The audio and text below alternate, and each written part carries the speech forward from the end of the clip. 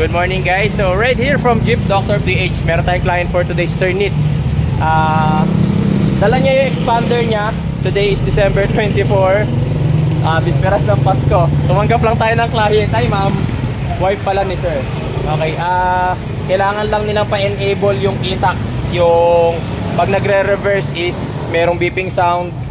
Yung auto-lock, wala kasing auto-lock ang Mitsubishi Expander guys. Kailangan pang i-program sa e-tax yun. Tapos yung double lock, pag naglalak ka, magtutunog yung horn. Okay, pakita ko muna sa inyo. So ito, hindi ko alam kung bakit ganun si Mitsubishi. Kahit brand new mo binili ang isang sasakyan. Pakita ko muna sa iyo. Ay, mamaya na. Ito muna pala sir, wait lang. Bali ito, dapat kasi sir pag nag-lock kayo, merong horn, di ba? Ayan o, wala tayong naririnig na horn chirp. Tapos yung isa pa, kapag nagre-reverse tayo, dapat merong, wait lang, pakita ko sa inyo. Ayan, pakita ko sa inyo lalagay lang natin sa reverse. Ayan, kapag nagre-reverse dapat may beeping sound. So wala si Mitsubishi Expander nyan. Lastly, yung auto lock.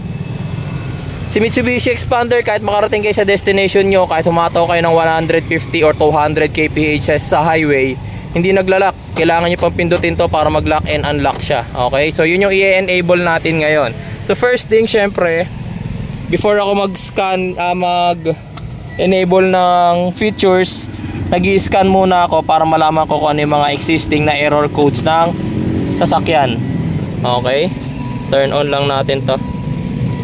Yan, turn off muna natin yung accessories, aircon, everything.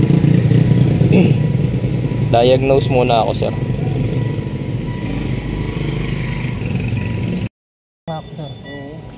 Ito, sir, so as of 2006.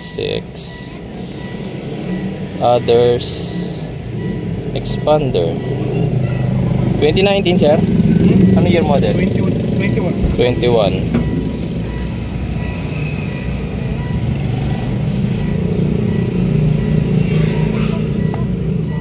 Health report 2021 ba? Tapos yung susi ba no? Ha?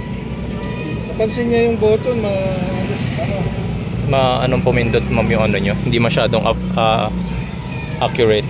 Minsan nakakilang pindot na ako bago pa siya mag-on. Oo, mag-start.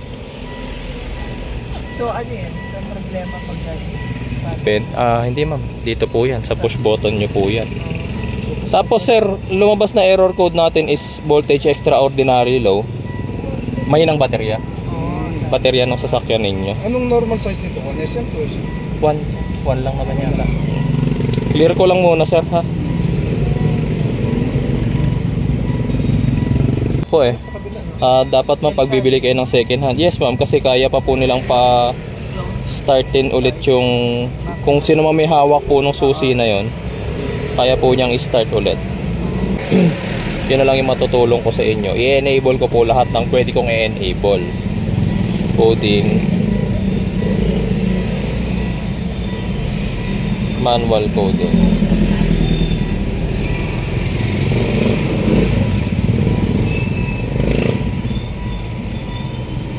Itong fuel consumption naka-liter per 100 km. Try ko na lang ding i-enable sir. Gawin ko siyang kilometer per liter. Ito yung reverse alarm sir, yung tumutunog. Dapat available yan.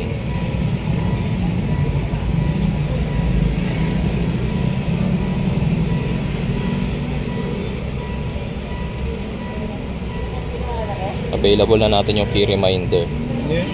Key reminder. Oo, pati yung ano kaya, yung sa pag-start. Yung automatic high beam sir, paganahin ko na rin kung sakasakali lang naman gumagana. Sa ilaw yan? Sa headlight yan.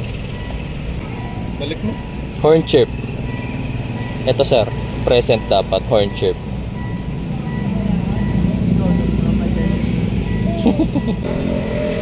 Automatic door unlock, lock and unlock.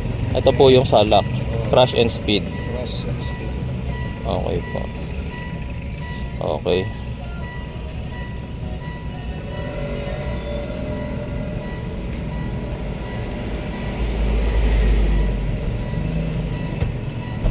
Tara.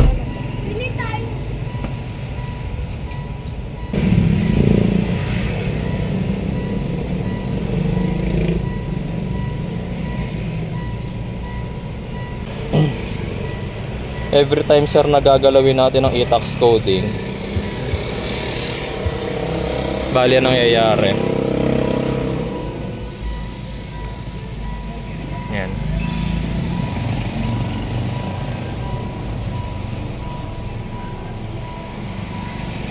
Yan. Lumalabas transmission service required. Pero wag po kayo mag-alala sir, wala tayong nasira sa sasakyan ninyo.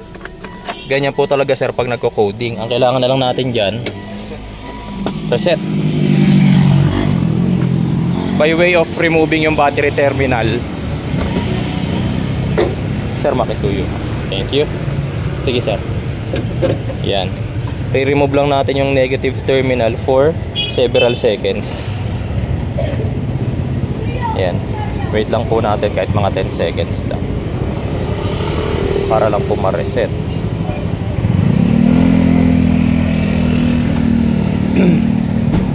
Ito yung nabili nyo sa kanila sir. Tama ba yung hindi pa expired? 2020, hindi pa naman po expired. Pero ang gulong mo sir, napakalapit na sa tread wear limit. 30,000 pa lang ang tinakbo mo ron. Tama ba sir? Pero ang gulong mo sir, hindi na pang 30,000. Yung mga gantong klase ng gulong, feeling ko mga nasa 60,000 na to. Ayan na yung tread wear limit nya ma'am. Pag pumantay na po to dyan, palit na po kayo. Hindi nyo na kailangan umabot doon. Dapat dito lang po palit na kayo. Pero base sa gauge niyo 30,000 pa lang ang tinatakbo ninyo. Yung gantong klase ng gulong, hindi pang 30,000 to ma'am. Ayan, pwede na po nating ibalik. Ito sir. So tapos na po tayong mag-reset. Turn on natin. Dapat wala na yung transmission service required. And sir, wala nang bumalik na transmission service required. Ngayon, check na po natin isa-isa. Ayan. Tingnan natin sa reverse kung meron na po tayong beeping sound.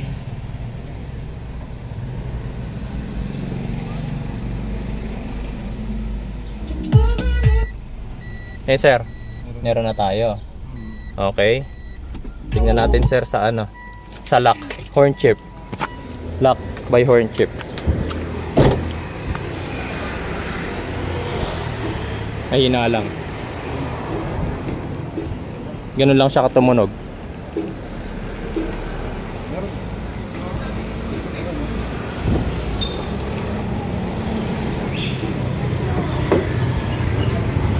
Tapos sir, yung auto lock, kailangan po natin kumandar.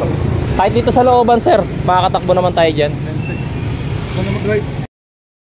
So eto guys, ang gagawin naman namin, testing. Naka-unlock pa tayo sa ngayon, maglalak yan. Kapag na-reach natin yung I think 20 kilometers or 15 kilometers per hour, doon na tayo sa looban mag-test drive sir.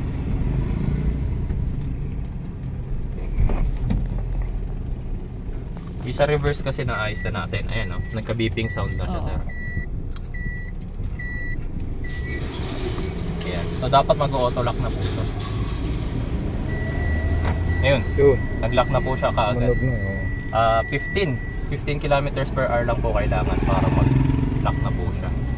So hindi ko na po kailangan habaan yung test drive. Kailangan lang natin makita na mag-auto lock po siya.